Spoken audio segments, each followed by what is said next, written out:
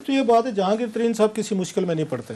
जो लोग ये समझ रहे हैं ना, वो माशाल्लाह वो पाकिस्तान के पूरे सिस्टम को समझते हैं, पाकिस्तान की पूरी वो तरीका वारदात को समझते हैं। आते ही उन्होंने, अब आप देखें, चुप है हुकूमत बिल्कुल। बल्कि उन्होंने एक बयान दिया सर परवेज़ खटक साहब ने, आपको पता है परवेज़ खटक साहब की और इन जहांगीर तरीन साहब का पुराना चलता है।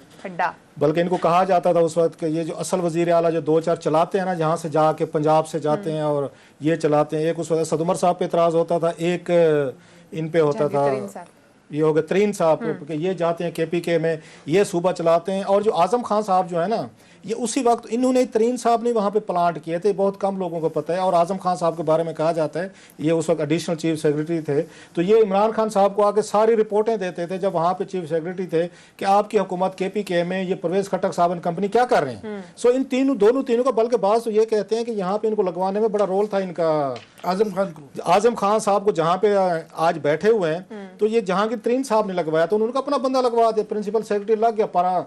पूरा पाकिस्तान हमारे खान साहब को, हम जो मर्जी है खान साहब को हम चलाएंगे, हम नचाएंगे, और जो भी हमारा होगा वहाँ पे हम चीनी में भी माल बनाएंगे, हम पैसा भी अर्न करेंगे, एग्रीकल्चर भी हम रन करेंगे। उन्होंने कई दफ़ा सर खान साहब को उन्होंने कैबिनेट में ब्रीफिंग दी, जिसपे शाहमुद कुरैशी साहब जो हैं वो 2-3 दफ़ा बैकआउट करके चले गए थे कि भाई साहब ये कौन है, स्ट्रेंजर इन द हाउस, ये तो डिस्क्वालीफाई। वो जंग के वो जो एक वजीर साहब आए हुए थे, उनके साथ बैठे हुए, उनको वैसे ही नजर बट्टू के तौर पे रखा हुआ था, वो मिनिस्ट्री यही चला रहे थे। वो इसी वजह से ये कॉटन का जो सत्यानाश हुआ कि वो पहले साल जो बजट था उसके अंदर कॉटन रिसर्च के अंदर 0 पैसा डाला कर था, सीड के ऊपर जो मेन डालनी थी, ताकि सारा पैसा चीनी की तरफ जाए। वो इन्होंने कॉटन इसलिए तबाह किया, पूरे मिलकर इन्होंने तबाह किया। हमारे साउथ में सराय के इलाकों में जो कॉटन तबाह हो या इम्पोर्ट कर रहे हैं, ये चीनी माफिया ने किया। इन्होंने मिलें लगाना शुरू किए, इन्होंने वहाँ पे कॉटन को तबाह किया, ताकि उसमें अब आप देख लें किन किन की मिल है वहाँ पे। उसमें मुन्ने सलई साहब की मिल है, उसमें खुसरो मुख्तार साहब की मिल है, उसमें तरीन साहब की इनकी 8-10 इनकी मिलें लगी हुई हैं। फिर तरीन साहब के मामू हैं शमीम खान साहब, उनकी आगे से 8-10 मिलें लगी हुई हैं। अच्छा, अब इन तीनों ने बैठ के, खुसरो के भाई ने, ये तरीन साहब हो गए, और साथ में इनके जनाब ये मुन्ने सलई साहब हो गए, और साथ में इनके मामू हो गए, इनके तरीन साहब के। इन 3-4 ने मिल के इन्होंने ये 3 बिलियन रुपीज़ के करीब सब्सिडी इन्होंने ले ली है। इन्होंने लेके अब आपकी कॉटन खत्म हो गई, क्योंकि ये पूरा शुगर का जो ये ग्रुप है, ये चाहता है कि वहाँ पे कॉटन ना हो, वहाँ पे सारी की सारी शुगर हो, ताकि हम सब्सिडी में ये आके यहाँ पे बोले सब्सिडी भी लें। अब भी इन्होंने 300 बिलियन रुपीज़ इन्होंने कमाया है इसमें से। ये जो शुगर क्राइसिस हुआ है, जो प्राइसेस बढ़ी हैं 55 रुपए से 105 रुपए तक गई हैं, और इन्होंने शहजाद अकबर साहब ने कहा था कि अगर आपका 1 रुपया 1 किलो पे बढ़ जाए तो 5 बिलियन रुपीस का पर मंथ इनको फायदा होता है मिलर्स को।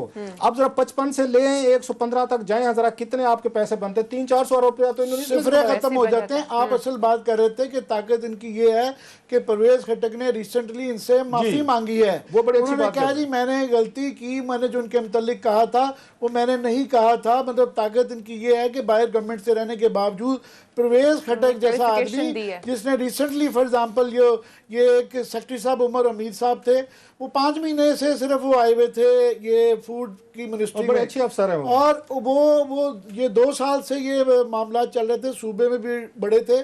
परवेज खटक साहब ने बाबुओं के ऊपर सारी इल्ज़ाम लगा दिया। उनका इतना कसूर था कि उन्होंने आगे से इतना सा कह दिया कि जनाब ये सिर्फ ब्यूरोक्रेसी का कसूर नहीं है, और मैं तो सिर्फ 5 महीने से यहाँ आया हूँ, मेरे पे ना डालें। उनकी छुट्टी करा दी गई है उनको। उसके बाद परवेज खटक की ताकत ये है कि उनकी छुट्टी हो गई है, मगर उन्होंने जहांगीर तरीन से माफी मांग ली है कि मैंने उनके मुतालिक जो बयान दिया था मेरी जुर्रत पहले बयान सुन लें कि वो बयान क्या था। वो बड़ा मजे का था। उन्होंने पश्तो में अपने वन नौशहरा में खिताब किया। उन्होंने कहा वो चीनी चोर, ये अल्फाज है, मैं तो नहीं कह रहा, फिर माफी मांगी है उन्होंने। उन्होंने कहा वो चीनी चोर, चीनी का लूट मार करके लंदन भाग गया है। तो आप मुझे बताएं कि ये परवेज खट्टा को ये किसने मजबूर किया होगा, व्हाट्सएप पे मैसेज किया होगा कि तुम माफी मांगो और सॉरी करो? ये आपके मेरे कहने पे परवेज खट्टा ने माफी मांगी है?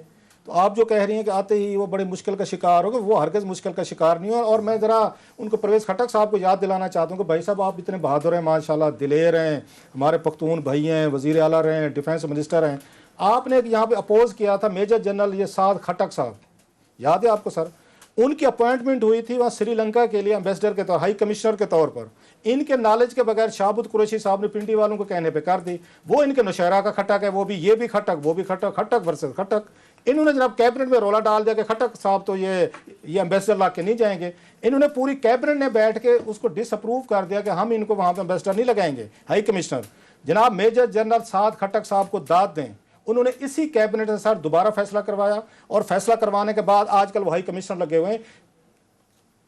इनका गुस्सा उमर हमीद पे तो निकला है, वो बेचारा वो है ना, वो नहीं है, उनके नाम के साथ मेजर जनरल नहीं लगा हुआ था ना, उनको हटवा दिया, उमर हमीद को हटवा दिया। वो भी खट्टक साहब जिसने आपके बकौल आपको नौशहरा में आपके खिलाफ जुलूस निकाला, आपको गालियां दी, इन्होंने खुद कहा कैबिनेट में, मेरे से इनकी बात हुई थी, जलसे निकाले, जुलूस निकाले, आप उसकी तो अपॉइंटमेंट रोक नहीं सके, वो उसने थंब रख के आपसे करवा लिया। खैर अब आते हैं थोड़ा सा इस पे तरीन साहब, अगर आपको इस पे नहीं, मैं सिर्फ एक जुमला ऐड कर दूं कि मैं इनके साथ ये एग्री करता हूं कि ये मोनोपोली कमीशन की ये रिपोर्ट तो आ गई है, मगर बिगड़ेगा इसलिए नहीं है कि हम भूल जाते हैं कि पिछले 10-12 साल पहले भी मोनोपोली कमीशन ने इनके खिलाफ, चीनी माफिया के खिलाफ, ये उन्होंने माफिया का लफ्ज यूज किया था कि ये माफिया हैं, ये पूरी सिंडिकेट है, और 12 साल से वो अदालतों के अंदर वो जो है ना वो स्टे चल रहा है। सो अब दोबारा उनके कहने से होगा कुछ नहीं, मैं सिर्फ अग्री करता हूँ, आप जारी रखें। अच्छा, खालिद जवेद साहब, मुझे याद है ये अटॉर्नी जनरल पाकिस्तान है, मेरी तो इनसे मुलाकात नहीं, बट लगता है तगड़े आदमी है, उनका मुझे मैसेज आया था सर, मुझे याद है, आपने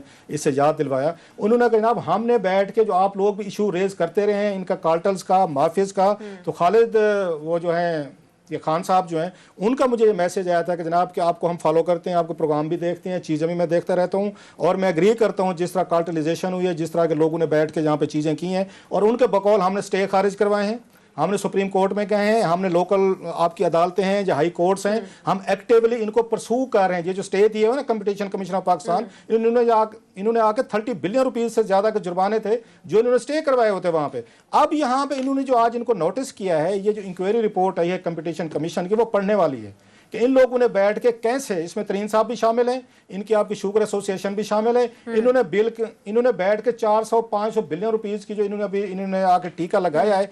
अब तरीन साहब ये कह रहे हैं कोई मसला नहीं, मैं आपको 15-20 रुपए कीमत कम करवा देता हूँ। ये दरमियान में आ गए हैं, ये निगोशिएटर आ गए हैं जनाब अली, उन्होंने कहा कोई मसला नहीं है, मैं आपको बिल्कुल इनकी कीमत कम करवा देता हूं। गाइड करूंगा, क्योंकि पहले इन्होंने धमकी दी थी कि चीनी माफिया ने सारे ने कि जनाब हमारे खिलाफ तो एक्शन कर रहे हैं, मगर ये चीनी की कीमत कम करके दिखवाएं, क्योंकि उनको सिस्टम पूरा हाईजैक किया हुआ है, रिक किया हुआ है, उनको एग्जैक्टली पता कि ये कैसे है। तो अभी उनका जब आ रहे थे लंदन से ये बयान आया कि मैं गवर्नमेंट को गाइड करूंगा कि चीनी की कीमत कैसे है। अब मेरा ये सवाल है कि ये इतने ज्यादा आइंस्टाइन है कि इनको पता है, और ये जो इतनी बड़ी मिनिस्ट्रियां रखी हुई हैं, इतने बड़ी वजारतें रखी हुई हैं सूबे में, यहाँ है, तो ये डिस्ट्रिक्ट कमेटियां सारी फारिग कर दें, वो सिर्फ इनको दे दें कि वो 20 रुपए का, क्योंकि वो मार्केट को कंट्रोल करते हैं। ये नहीं कि उनकी ज़हनी सलाहियत बड़ी है, क्योंकि उनको पता है कि उन्होंने खुद कहाँ से खराबी की हुई है, कहाँ से कौन कौन सा नॉब है, उसको यूं करेंगे तो वो ठीक हो जाएगा, इसलिए उनसे पता करें। अब जारी रखें जरा। तो मुझे अब हैरानी हो रही है, आपने बड़ा जो सवाल बम मारा हमारे सर पे कि जी आते ही क्राइसिस में गयो, भाई साहब ये बड़े लोगों की उन्हें अशीर बादशाह हैं, इनके इमरान खान साहब से राब्ते भी थे, वो खुद भी कहते थे मेरा उनसे राब्ता रहता है। इमरान खान साहब को कोई एक देर नहीं लगती यू टर्न लेने में, कई वजीरों को उन्होंने बरतरफ किया, दूसरे दिन उनको आला होते दे दिए। अब उनको जहांगीर तरीन साहब की दोबारा जरूरत पड़ गई है, उनको चीनी के लिए भी जरूरत पड़ गई है, उनको पंजाब में भी अब उनको परवेज अली साहब के साथ मैच पड़ने वाला है, तो अगेन तरीन साहब भी याद आ गए, उनका जहाज भी याद आ गया, मुल्क के 300-400 बिलियन रुपीस ये लूट के ले गए शुगर वालों को। इमरान खान साहब की कुछ जेब से पैसे गए हैं, लोगों ने पैसे दिए हैं, तो ठीक है लोग भुगते हैं, हुकूमत बचाने। बुज़दार साहब को पहले ये वजीर आला बनवाने में भी इनका जहांगीर तरीन साहब का जहाज काम आया था। अब वो कहते हैं दोबारा शायद वहां पे खतरा हो सकता है पंजाब में, तरीन साहब दोबारा आए और वहां पे चीनी की बोरियों के मुंह खोलें। मैं चीनी की बोरियों का मुंह का कह रहा हूं, मैं किसी और की बोरियों का मुंह का नहीं कह रहा। वो भी खोलें, जहाज पे सैरे भी करवाएं और आगे बुज़दार साहब को बचाएं। जारी रहेगा, आपने मेरा प्रोग्राम खत्म करना है। आप ले लास्ट 2 मिनट में करूंगा कि अगर इसको जो हम गंदम की भी कल बात भी मजीद जारी रखेंगे। ये जो महंगाई का प्राइम मिनिस्टर ने बड़े आराम से कह दिया है कि हो ये हमारे लोग जो है ना तशहीर नहीं कर रहे, ये अपोजिशन का एजेंडा है। भाई साहब ये अपोजिशन का एजेंडा नहीं है, महंगाई एक हकीकत है। आप मार्केट के अंदर सिंपली कीमत देख लें तो इसके अंदर प्रोपेगेंडा नहीं ताल्लुक। आप कीमत नीचे ले जाएंगे तो प्रोपेगेंडा खत्म हो जाएगा। ये कोई पीआर की बात नहीं है, ये एक हकीकत है कि महंगाई है। चीनी इतने रुपए महंगे किलो है, आटा इतने रुपए महंगे किलो है, तो ये इसको ठीक करेंगे। अब ये बात यह है कि कैसे ठीक करेंगे। गंदम की बात कल करेंगे शायद, मैं चीनी का मैं आसान तरीका बताता हूँ। ये जो FIA को लगाया गया था JIT की रिपोर्ट जो भाई, जिससे हमें पता चला कि ये माफिया कितना वो है, उन्हीं को कह दिया जाए दोबारा कि as a follow up of your investigation, क्योंकि उन्होंने इन्वेस्टिगेट किया हुआ है, हमें ये भी बता दें अब तरीकाकार कि ये चीनी की कीमत अब जो ज़्यादा जा रही है क्यों जा रही है, और सोल्यूशन दे दें कि इसको नीचे कैसे लाना है। 15 दिन के अंदर ना ये वाला मामला हो तो मुझे पकड़ ले। आमिर साहब, आपको याद है इमरान खान साहब ने एक इंटरव्यू में कहा था, वो बड़े इनके मासूमाना अंदाज में, उन्होंने कहा मेरे लिए तो बहुत बड़ा बम शेल था जब जहांगीर तरीन का नाम आया उसमें, मैं तो सोच ही नहीं सकता था कि ये बाकायदा आप कहेंगे तो कल क्लिप चलवा देंगे आपको, अभी तो टाइम नहीं है, कल क्लिप आपको ढूंढ के दे देंगे कि आपको दे देंगे। आज वही तरीन साहब पाकिस्तान भी लौट आए हैं माशाल्लाह, ना